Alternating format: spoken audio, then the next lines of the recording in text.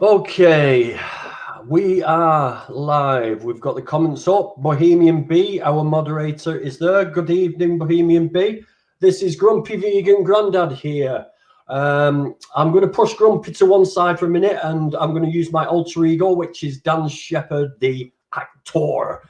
And the reason for this is because with me I have a friend of mine, a full-time actor, and his name is Mr. Chris Reilly.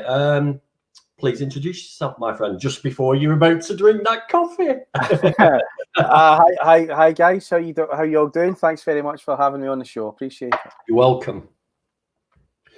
So tell us a little bit about yourself, Chris. Okay. Well, my name's Chris Reilly. I'm an actor, Scottish, so that you know, in case the accent doesn't give it away. I graduated in 2009 from Royal Welsh College. I went there when I was 30. Before that, I did a whole load of other jobs that you know you might or might not want to hear about. But I basically started in my 30s, deciding I wanted to be an actor, and I took some training, and from there I moved to London, started again, and basically became, you know, a poor working actor for a long time before getting anywhere. So that's my story in a nutshell, really. I mean, he's very modest, folks. Really modest, because what he hasn't told you is he's the only person to have done 2 roles on Game of Thrones. He was in Everest, The Devils, Atlantis, Called the Midwife, The Feed, Silent Witness. He also won a Scottish BAFTA for The Last Post. He actually did, was it an English accent for Rillington Place?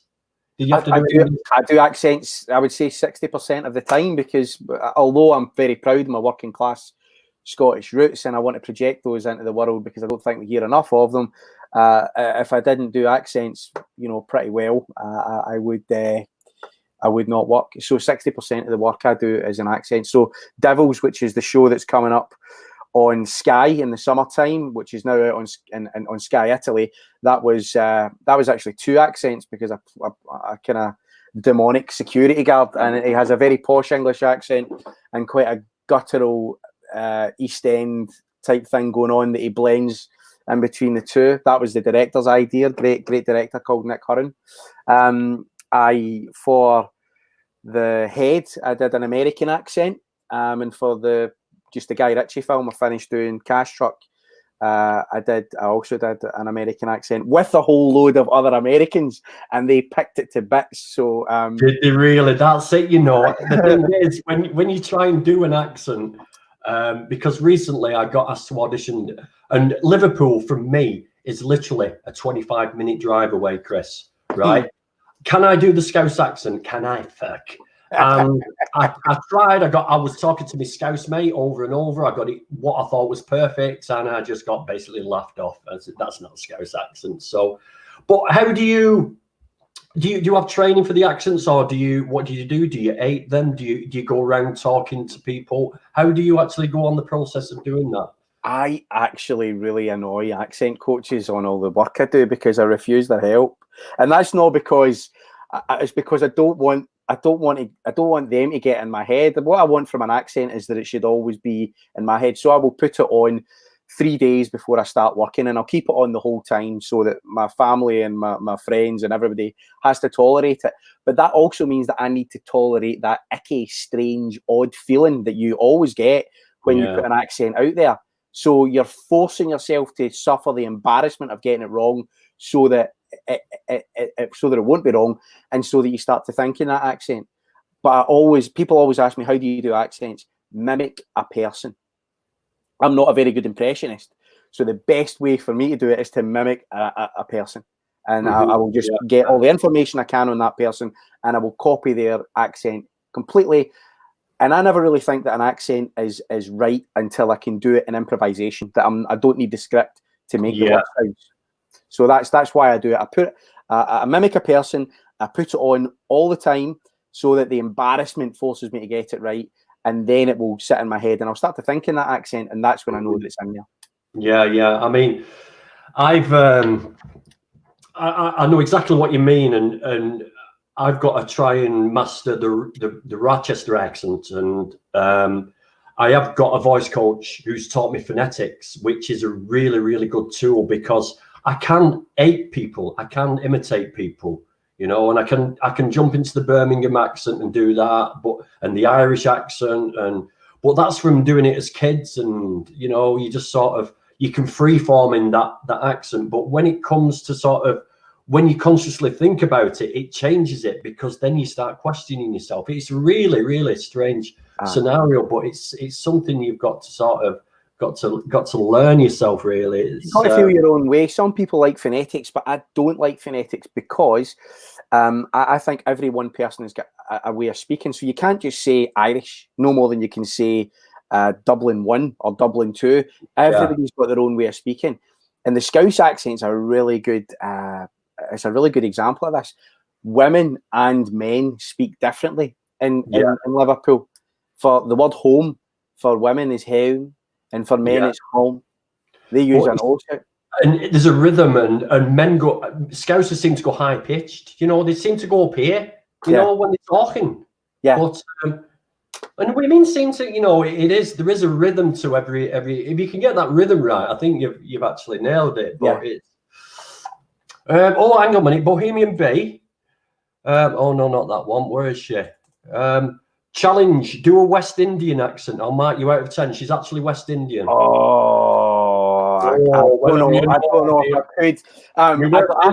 You know, I got asked to do a Nigerian accent once when I was reading The Last King of Scotland as an audiobook. I did this abridged audiobook. It's never seen the light of day. And I think a West Indian accent is just. I think it would be mockery. I would never be asked to do a West Indian accent. So any other accent, give us a shout. But West Indian or anything that I plainly wouldn't be asked to do, I've never even thought about. Aye. So there you go, Bohemian. He's not willing to do it. So because I always think of relaxed, you know, on the beach and everything's okay, and that's pathetic. Shut up, Danny.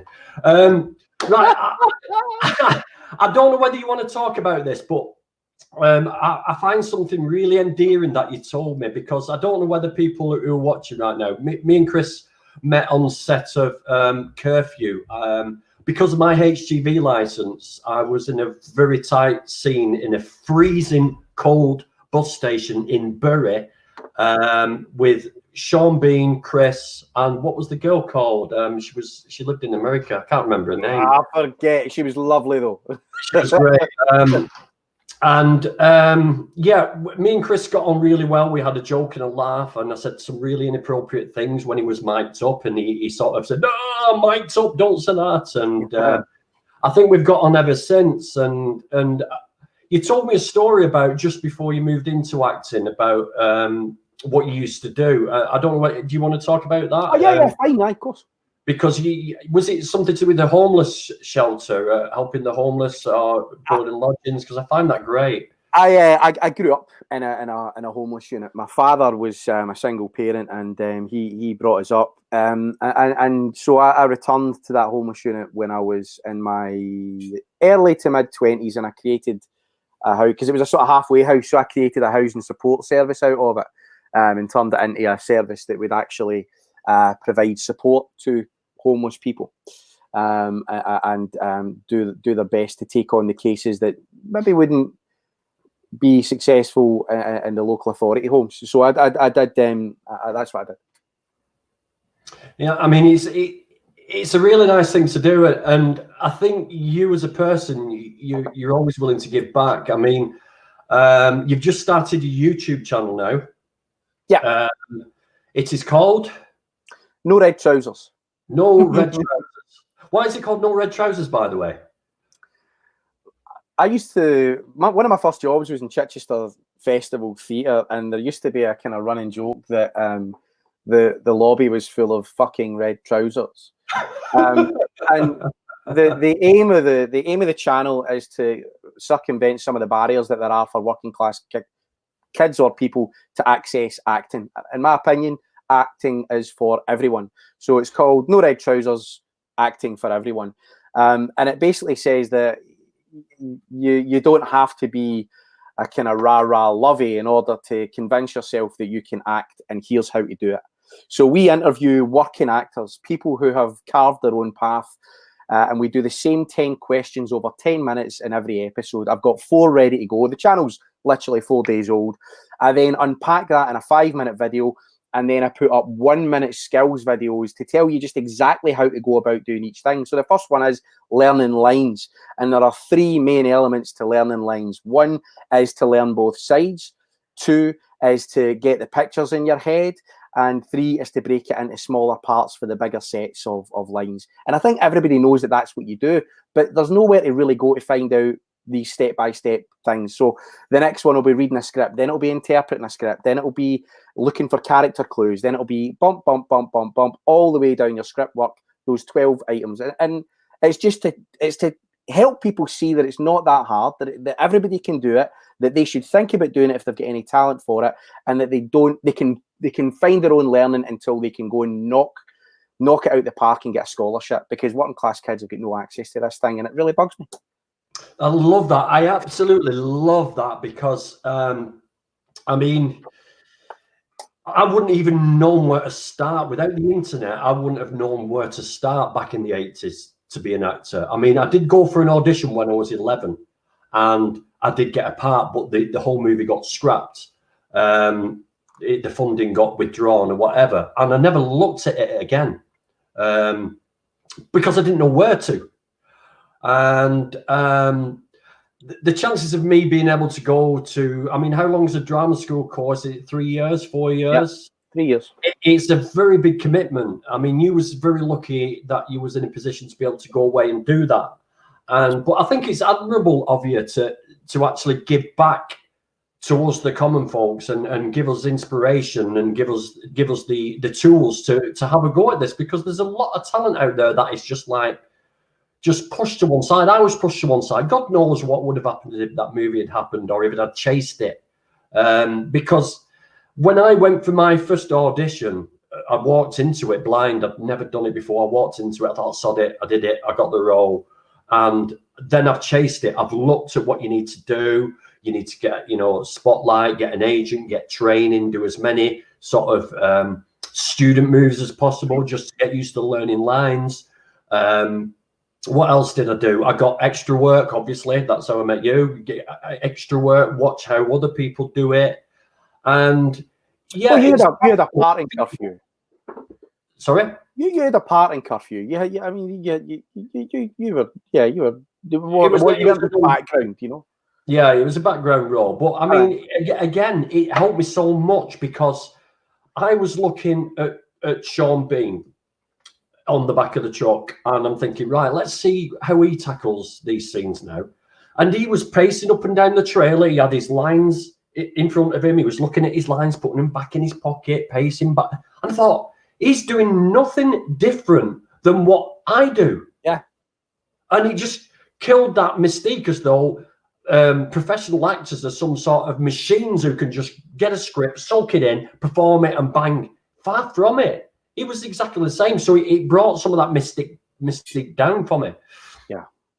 Yeah, I mean, but he did have, Sean Bean does have a certain swagger that I really enjoy watching. And Sean Bean, I don't know how he works. I never got to speak to him about it, but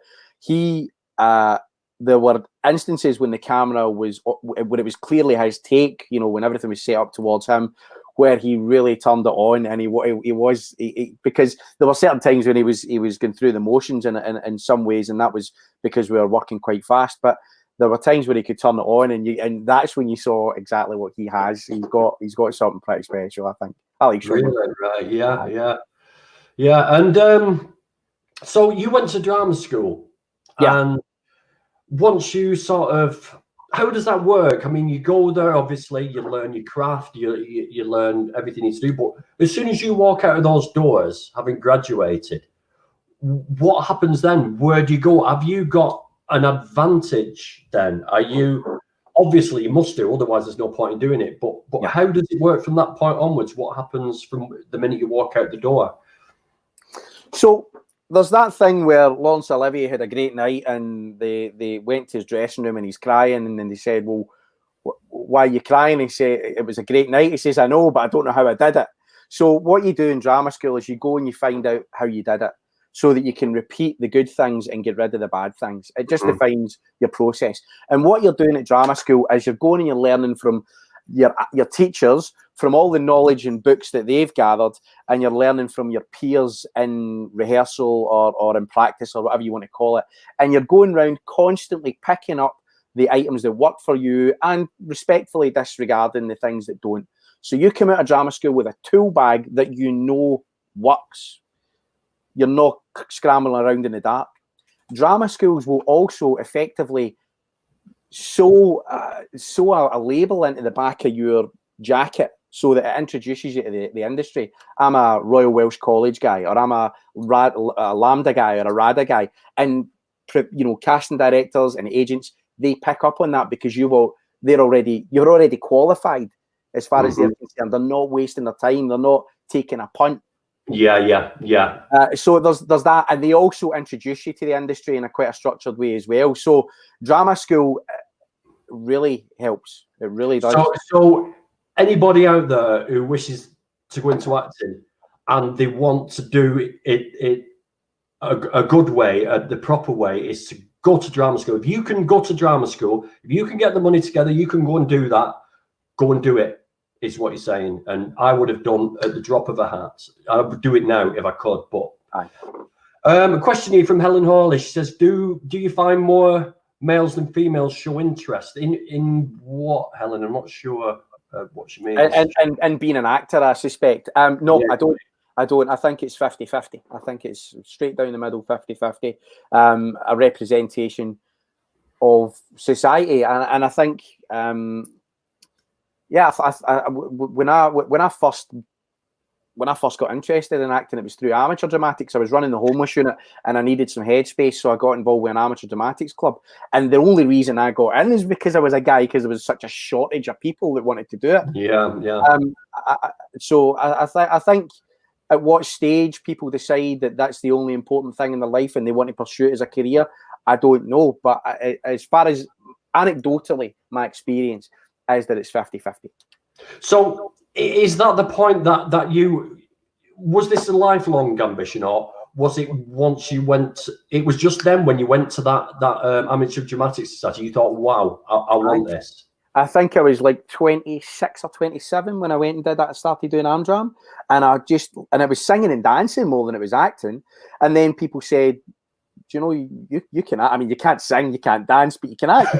So you should maybe think about this. And so I did start to think about it. And actually, somebody saw me in an amateur play, and they eventually got me a part in the local soap. And it was that one part in the local soap that allowed me to then get a BAFTA screen scholarship to go to Royal Welsh College. So that's where it came from. And speaking of BAFTAs, you managed to get yourself the Scottish BAFTA for The Last Post. Yeah. I mean, how did it feel to sort of get that? It felt really good, but not necessarily for me. It felt more for my family. My mother keeps it. I literally asked her today about it. Can I have it for my office? And she said no. She's got it in the house. Mine now, mate. So she's got it in a little shrine. It felt good because I knew, when I read the part, I knew this is a great part. And the BBC were making the show, and there's always the danger that it'll be kind of damped down in various revisions of the script. But I knew it was a good part. And then they submitted it for the BAFTA, and it went through the process. And when it got to me being nominated and going in the evening, about 100 people contacted me saying, "You've done well just to get this far. Don't worry if you don't get it." And I kept texting back thinking, I've got just as much chance as anybody else to get it. I'm actually no bad at my job. And so when I got it, I said thank you. I made a comment about working class actors that echoed what somebody else had said before me. Yeah. I went back behind stage and I wept. I could not. I was sat in front of Karen Gillan in this wee room, and I wept. And I couldn't get over myself. I couldn't move for weeping. And it was because my mother was there with me. and I knew how proud she was, and it was the most fantastic thing because of that. Oh man, So you're going to tear to my eye now. What's going on? I couldn't get near the press. I didn't go into the press. I just said, "Look, no, I'm leaving it," and I went out and I sat with my mum, and we did our thing, and that was it. That was me winning it. It was awesome. It's a great accolade, and I know a lot of people sort of.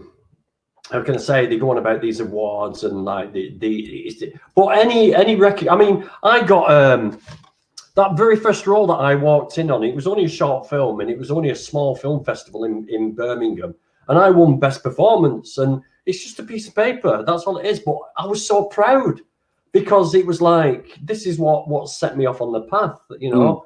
And what you say about working class actors as well is that, yeah, it used to be sort of middle class, upper class sort of echelons that got into this industry, and the lovey darlings and all this. And I think the working class actors, we've got so much to give. We've got so much life experience, you know, to sort of give to the world. And I think now is the time that we're going to find more and more working class actors getting into the industry. I hope so. I've got nothing against. In fact, a lot of my best friends are toffs, and I don't use the word toff disparagingly. But the barriers that exist in this industry for a lot of different groups of people exist on a lot of levels because of your socio-economic status, and because a 3-year drama course is such a bloody gamble that you don't want to bet your life on it. Because, and then when you come out, you need those 5 years of support because you don't earn a great deal of money. So it just becomes a non-starter for a lot of people. And I don't. There's nothing stopping us. Nobody's up there saying you can't have this. But yeah. Oh, the Peacock Award. There you go. See, Dan, look at that. I'm so proud of that. I'm so proud of it. That's pretty good, man. But yeah, I don't have anything against any class of any person who's successful, because I know how hard the work is. It's just that there are barriers there, and if I can do anything to help people past them, then I would like to. I think your channel's doing. I think your channel's going to be really well loved as well, because you're a down to earth guy. You're not. What you're not arsey about it. You don't think, you know, you've always been that guy. You just Chris Reilly, the guy. You've never been anything else. Every time I've talked to you. Hello, Harron. You're right, mate. And I'm sorry, mate. People, I'm not being ignorant. I'm just looking at all the comments here, and there's people. If you want to ask questions, guys, start firing your questions over now. Yeah, and I found my journey on this has been sort of it. You've really got. We were talking about this before we came on air, and if you want to come into this industry for fame and money, you're in the wrong one. You're better off going to bank robbery, because you will get a lot richer quicker if you get away with that. But this industry, unless you're very, very, very lucky, it's a long, drawn-out process where you've got to learn, you've got to take your knocks, you've got to take your nose, especially if you're going down my route of just like trying to feel your way through. I've been analysing my own process alongside the process of other people when I've been doing these videos, and I wrote something about bringing momentum into performance, and I think it also translates into career momentum. I'm telling people that you can't bring beauty or tragedy or comedy into a performance just by thinking about that. It's how you negotiate the status from A to B in a scene that brings beauty or tragedy or comedy. You can't just think it and have it be. And so it's your journey as an actor and how seriously you treat that will bring all these other things. And the chances are, if you go in there thinking about fame and fortune, it's going to forever elude you. But if you concentrate on the work and are truthful to the work, then all those things will undoubtedly come. And it's just a question of time. It's not a question of, because if you've got talent, it's okay, opportunities can escape you because of whatever reason. But if you back yourself and you know you're good and your talent is there, it could take 100 years, in which case it might never happen, but it will come. It will absolutely come. It must come. It must come just because of the laws of natural whatever. It must come. Yeah, I mean, it must do, because I mean, sooner or later, I mean, we could sort of analyze it and say, look, I mean, somebody off the street, and they have walked into auditions, and because they look and sound exactly like that picture in the director's head, they've got the role, whether they've got talent or not. That happens. Well, there's a fella who's got talent who did exactly that. It was a plumber. Is it Chris Hitchens? I've not heard of him. He did the is it the Ken Loach film, the recent Ken Loach film about the benefits system? Ah, right, yeah. Aye. Yeah, because Ken Loach is a big one for that, for pulling people off from obscurity. Aye, plumber. I think he was a plumber. Yeah. Let's have a look at these questions here. Would you say that you were an extrovert as a kid, or has drama school and acting give you a newfound confidence? Helen, I wasn't an extrovert at all. I was a very studious child. I was a bit of a young professor. Actually, I was very academic, and my family encouraged me to learn, or to do my best actually in everything that I applied myself to. So I was mostly into science. I did physics at uni. So mostly into that sort of thing. I was by no means an introvert. I got on with the cool kids and the geeks, and I kind of existed halfway between the two. I was a little bit of a loner in that respect, and that I just did my own thing. Very small, very slight child, always the smallest in my class. Always a little bit odd, but never unaccepted. You know, it's funny you should say that, because I'm 6'1", but I was one of the short ass kids in everybody around me. I was a very late developer, so I of course started developing very soon, but I was very extrovert. I got my ass kicked up nearly every day from the moment I walked out of the house. And in the 70s, you could just basically wander the streets. All the paedophiles were on TV, so we were safe at those times. So you could basically wander the streets in peace. But I started making people laugh and entertaining people that way, and being the clown. But I see what you're saying. But once I got to my teens, I was very introverted. Then I couldn't talk to girls. I was very shy, very, very shy. So I always wonder, you know, if I'd have gone into this sort of industry at that time, would I have been successful? And I don't think I would. I think the time for me to do this is now, and let's see how it rolls. Any more questions out there? There must be more. Come on, surely. I am going to leave a link to Chris's YouTube channel. No red trousers when it comes back. No red trousers. No red trousers. That's atrocious. But also, let's have a look at this. It's as good as my West Indian accent. I always go from I think it's Indian to Welsh. I can flip between them both, but they both sound exactly the same. Hi gents, an obvious question for Chris: are you vegan? Oh, here we go now. Here we go. No, not vegan. So I'll tell you what. Let's get grumpy vegan granddad out here now, and let's just have a little look at this. So, Chris, you as an actor, you have a shitload of empathy. Yeah. You, as a career, you put yourself in the shoes of other people. You can feel what they should feel, how they feel. So my question is to you: is how come you stop at humans?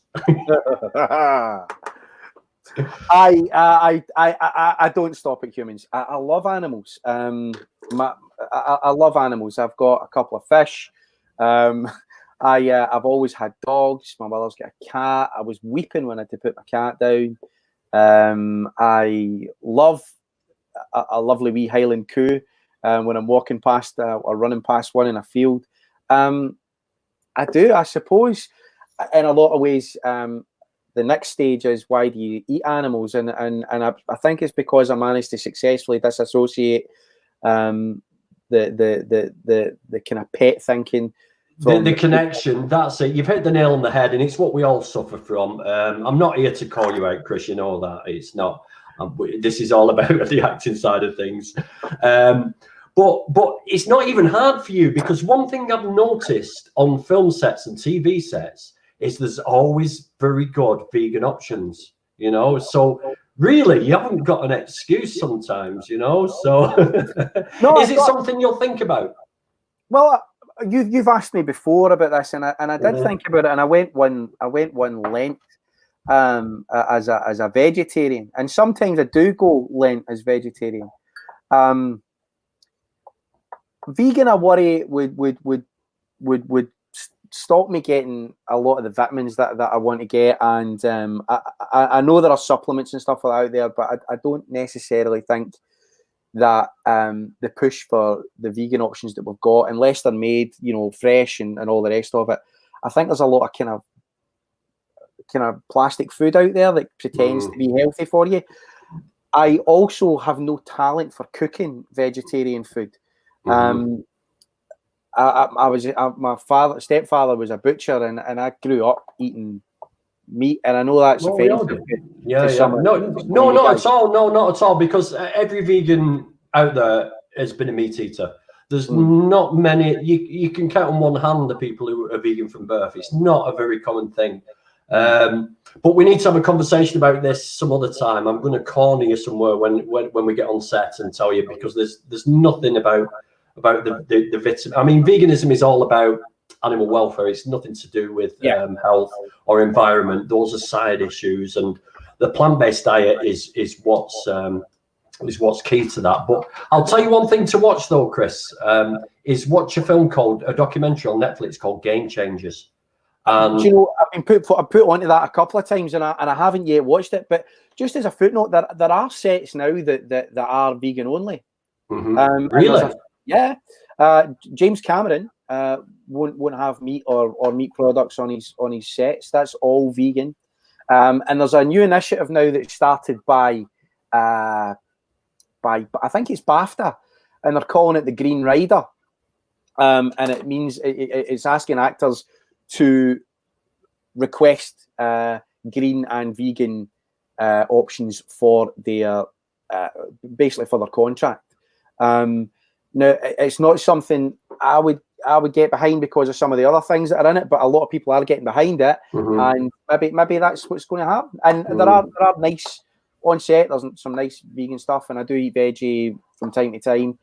It's just not something that. What if James Cameron come up to you and said, "Look, Chris, if you go vegan for a couple of months, I'll put you in the new Avatar sequel"? What would you do? I would say if you put me in your film for any reason other than my talent, James, then you're not on, I'm afraid.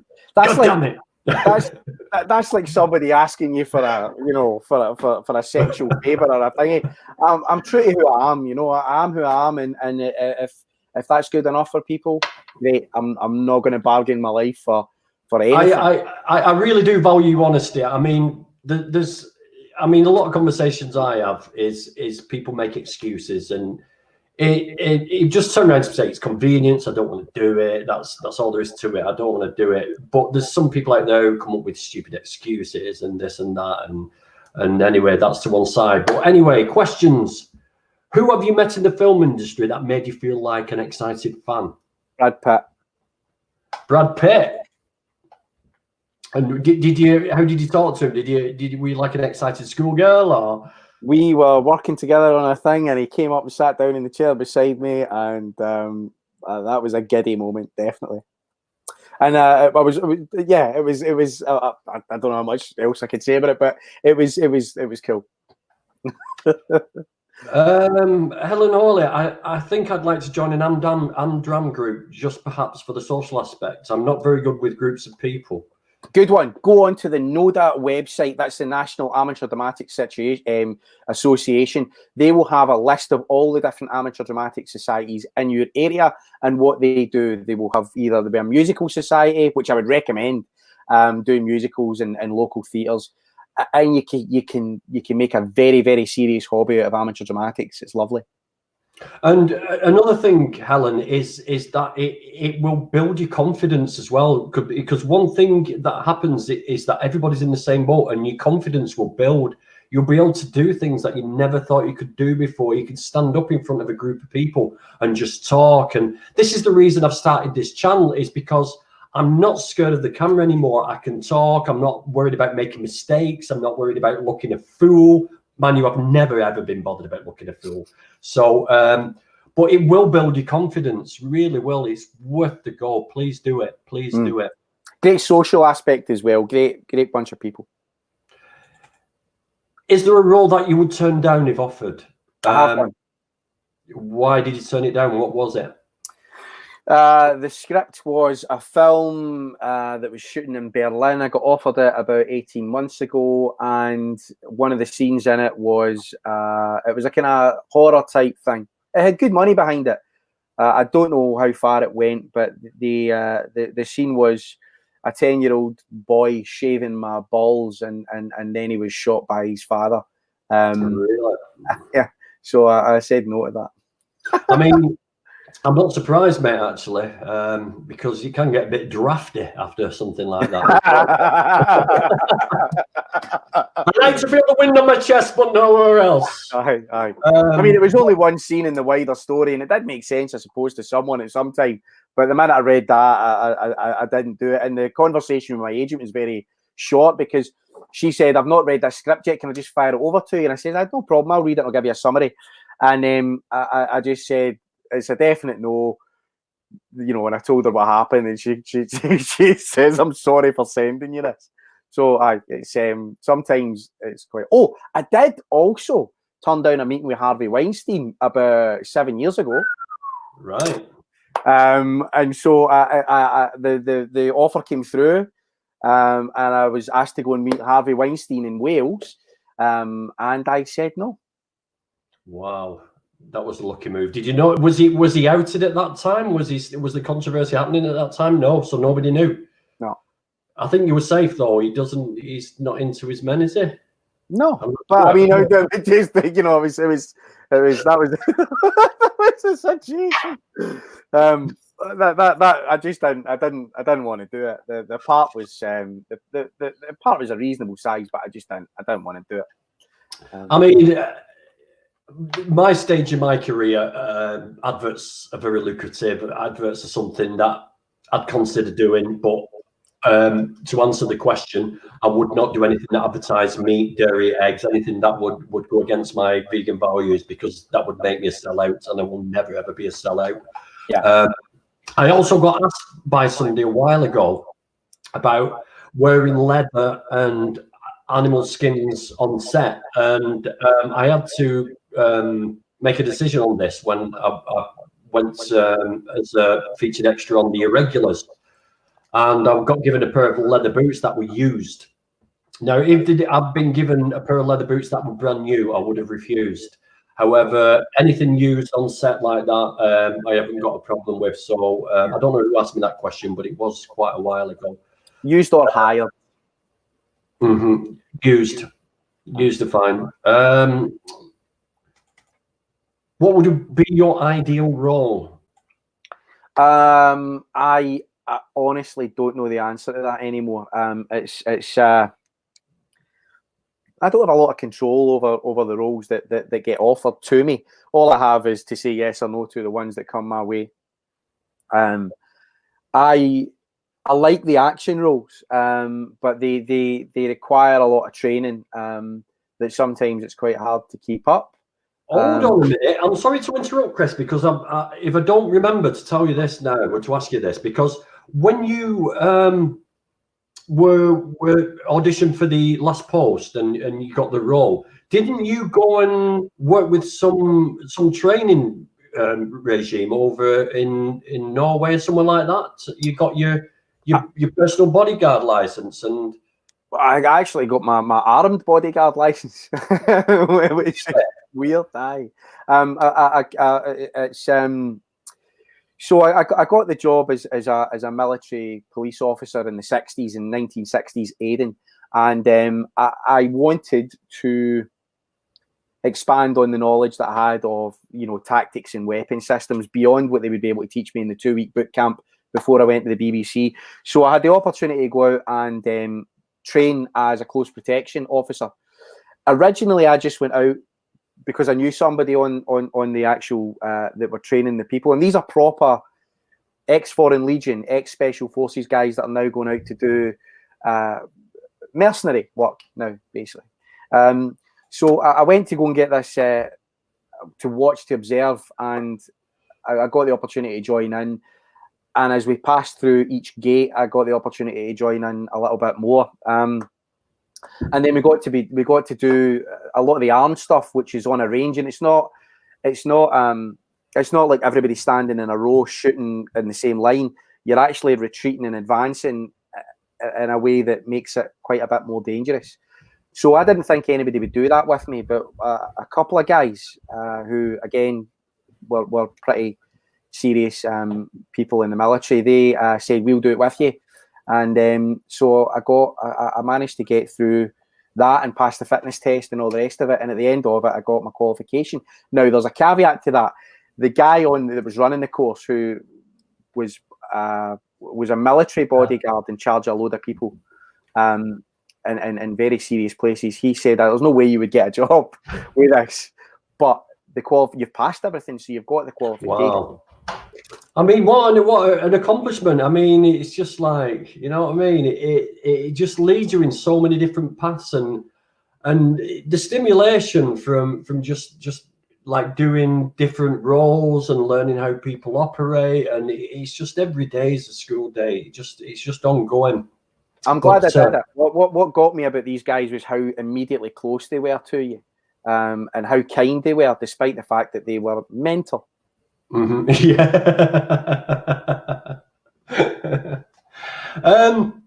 Listen, we've been talking now for over 40 minutes, but I just want to go through a few things with you, Chris. So there's a lot of people watching who are looking at moving into acting, who are already actors. And what's your best piece of advice to give to somebody who's just wants to move into the industry? Where should they start? What should they think about? Is there a logical path that they should consider taking?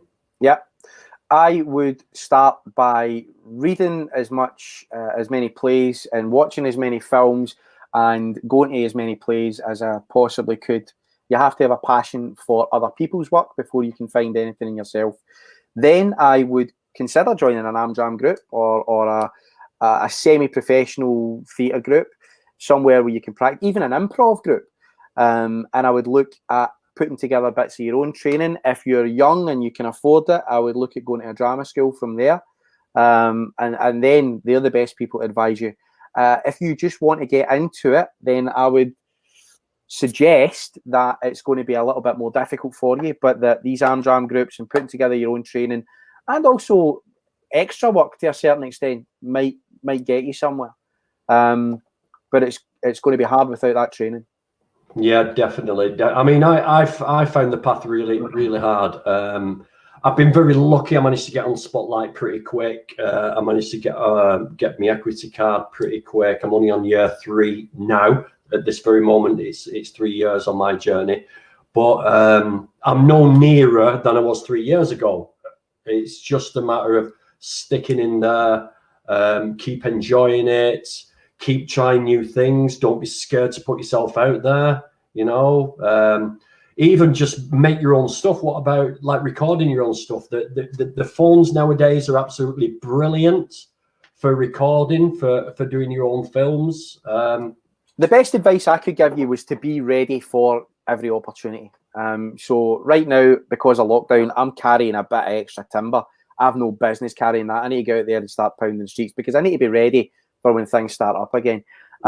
So make sure that you're practicing at your talent. Make sure that you've got a great self-tape set up. If you're getting self-tapes at this stage, make sure you're reading and absorbing everything you can and taking the opportunities to go and do amateur stuff or stuff with friends or make your own stuff or whatever. Just make sure you're as ready as you can be for every opportunity that might come your way. And you never know. 2 things. Back your talent. Know how good you are. Know if you've really got it. And if you really have got it, back yourself and keep going. If you haven't, know when to walk away.